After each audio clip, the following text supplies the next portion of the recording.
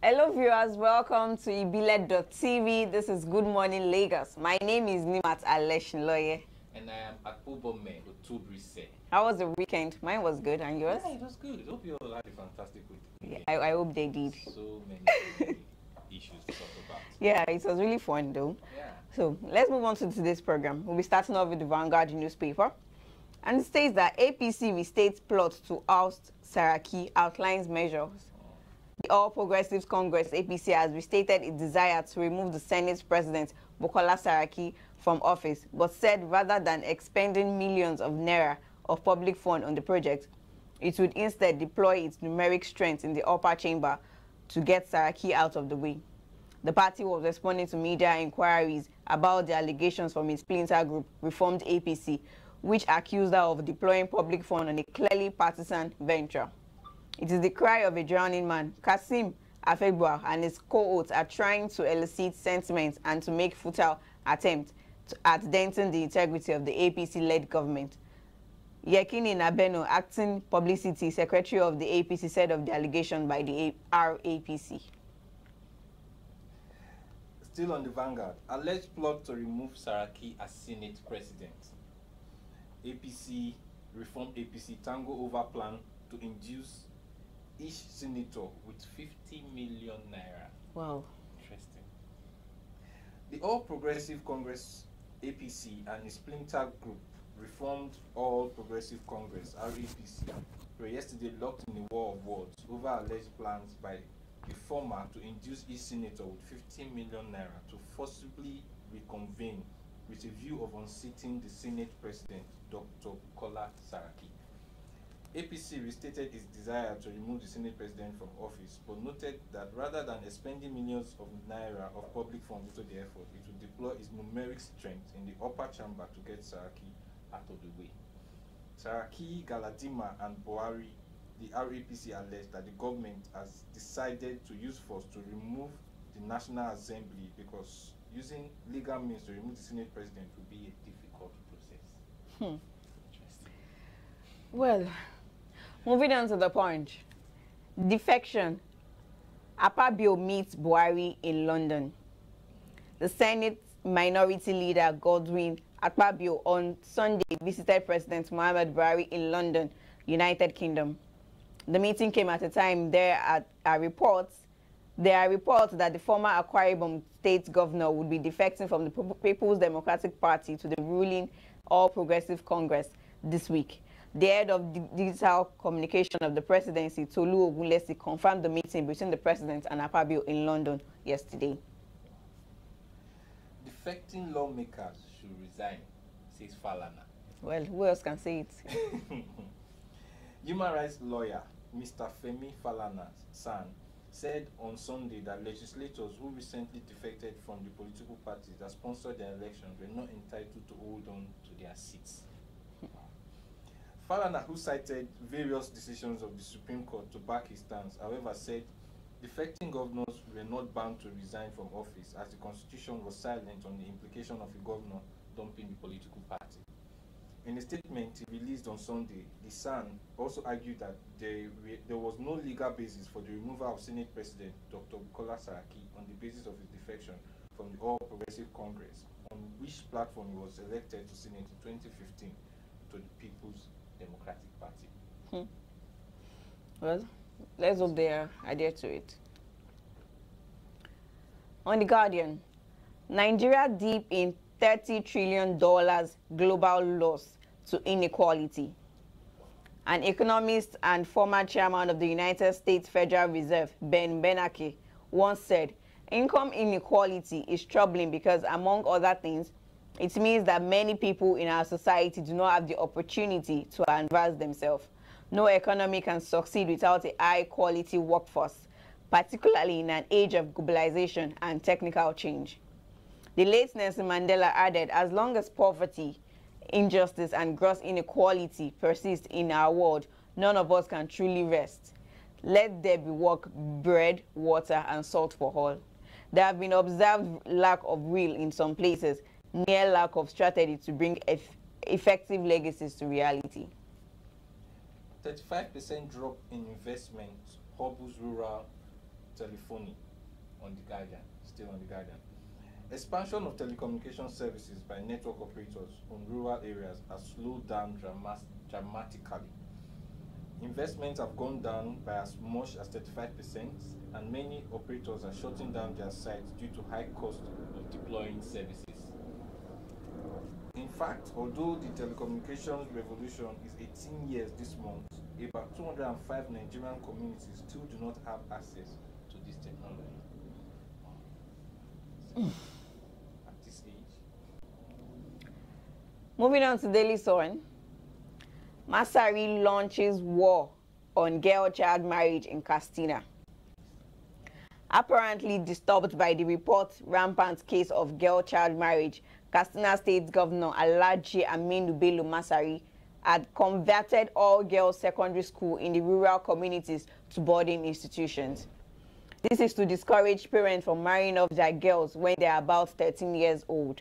Masari explained this over the weekend when officials of the Northwest Zone of the Nigerian Union of Journalists visited him at the government house. According to Masari, as a further incentive to encourage the parents, the government gives 20,000 to every mother, 20,000 naira to every mother who sends a girl child to boarding school. That's a very nice move. That's a very nice yes. move. At least it will help dampen a lot the rate of girl-child marriage. It's alarming, especially in the northern area. Yes. The northern area. Okay, on to still on the Daily Sun. France 2018. Falconets face German hurdle. Nigerian Falconets will on Monday, which is today, battle their German counterparts in the opening match of Group D of the 9th FIFA Under-20 Women's World Cup in France. It's just as well that their first match of the year's tournament is against perennial foes Germany, who edged the Falconets in the final matches of the 2010 and 2014 championship. It is a good thing we are meeting Germany in our first match. If we want to be a champion, if we want to be champions, we have to overcome the strong forces on the way. And that's our newspaper review for the day. You can pick up the dailies, any of these papers for more stories. And we'll be going on a break. When we come back, we'll be looking at our Man Crush Monday. Please don't go away.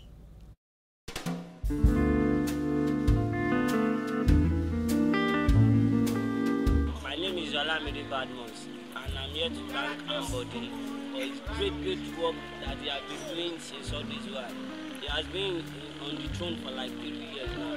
Now it looks like as if he has been using like 16 years. So for that, we love Ambody for doing great work in our state, as the richest state.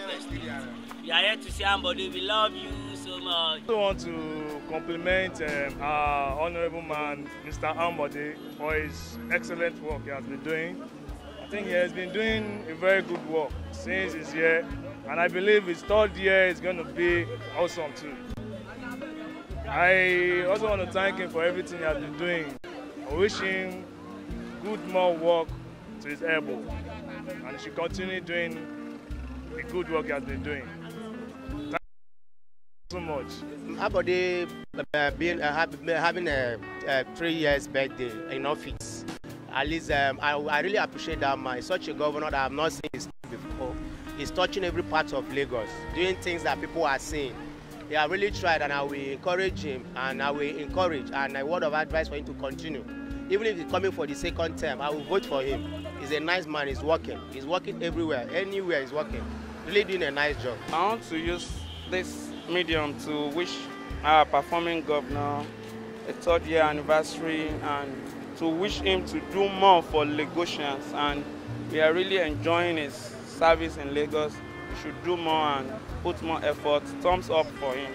Thank you, Governor Ambody, for what you are doing for Lagosians. Needless to say, when he was campaigning, when Governor Ambody was campaigning, not many people gave him the time of day. Not many people thought he could do anything because there was stiff competition, and then the standards were kind of high at the time. He wasn't really known. Many people didn't know him. But over time, over the past 2-3 years, he has performed remarkably and amazingly well, especially in the areas of infrastructural development in Lagos and the many, many firsts that he has recorded in terms of infrastructure in Lagos.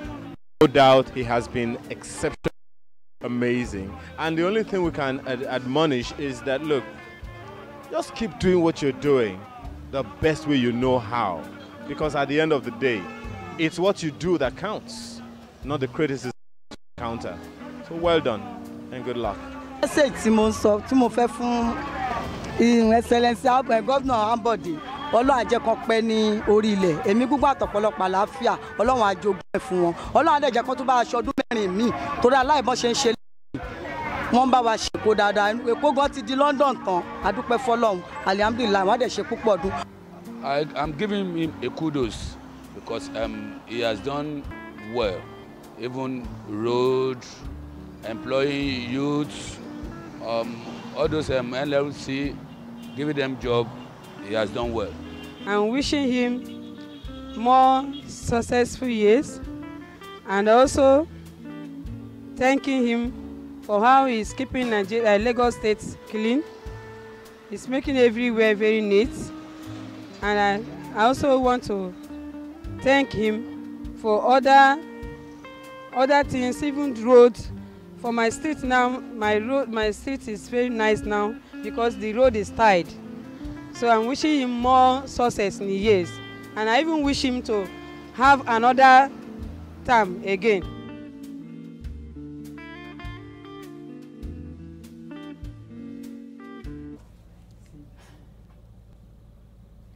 Welcome back here, still live on ibile.tv with Good Morning Lagos. Now we'll be looking at our Man Crush Monday, and it is the first civilian governor of Lagos State, Lateef Jakande. Ooh.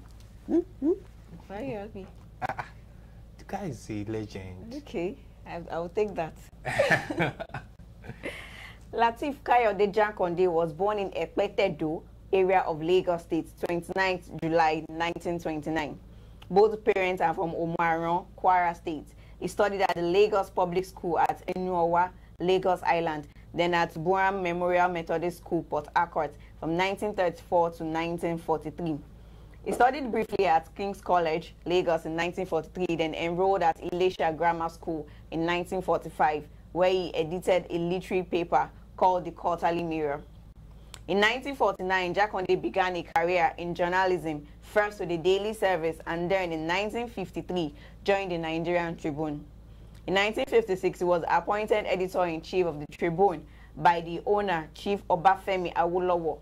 His editorials were factual and forthright and were treated by the colonial powers with respect. After leaving the Tribune in 1975, Jakande established John West Publication and began to publish the Lagos News. He served as the first president of the Newspaper Proprietors Association of Nigeria. Encouraged by Awolowo, he ran for election as executive governor of Lagos State in 1979 on the Unity Party of Nigeria platform. He defeated his opponents Adeniran Gusanya of NPP and Sultan Ladega Adeniyi Adeli of National Party of Nigeria, and was subsequently sworn in as the governor. His administration was effective and open, and he implemented the cardinal policies of his party. He introduced housing and educational programs targeting the poor, building new neighborhoods, primary and secondary schools, and providing free primary and secondary education.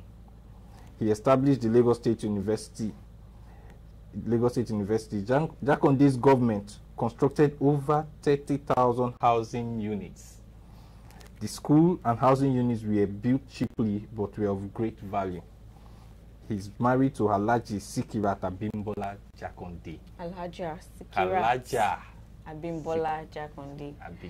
You know, there's always nowhere that you find Jakande that you won't see his wife along with him. She is always going everywhere with him. That is very interesting. I like that kind of love. As in love that lasts long and stick together for a long time. Yes, you know, they met at Awolowo's house. That was where he proposed to her, and she agreed because she got his confirmation from Awolowo and his wife that he was a very good man. Oh, wow. Yes.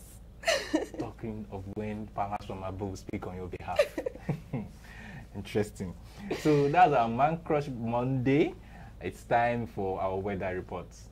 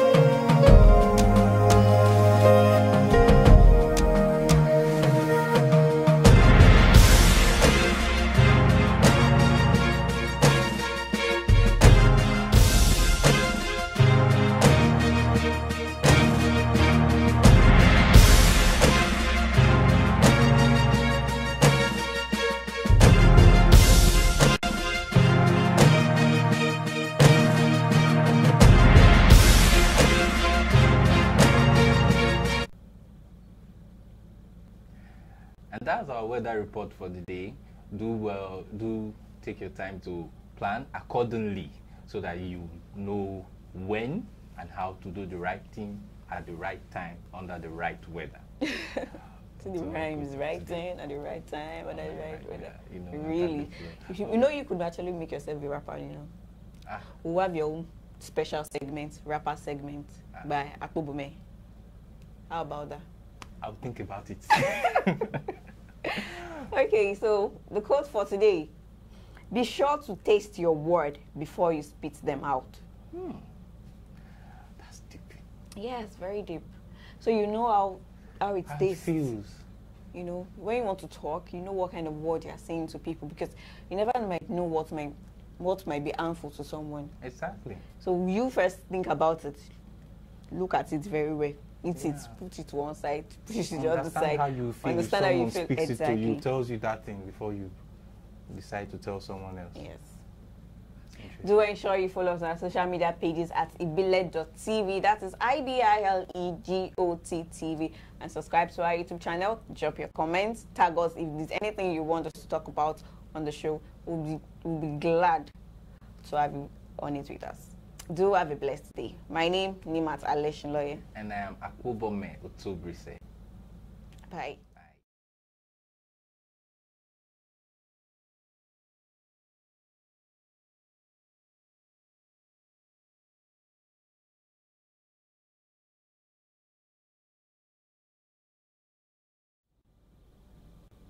Hello viewers, welcome to Ibile.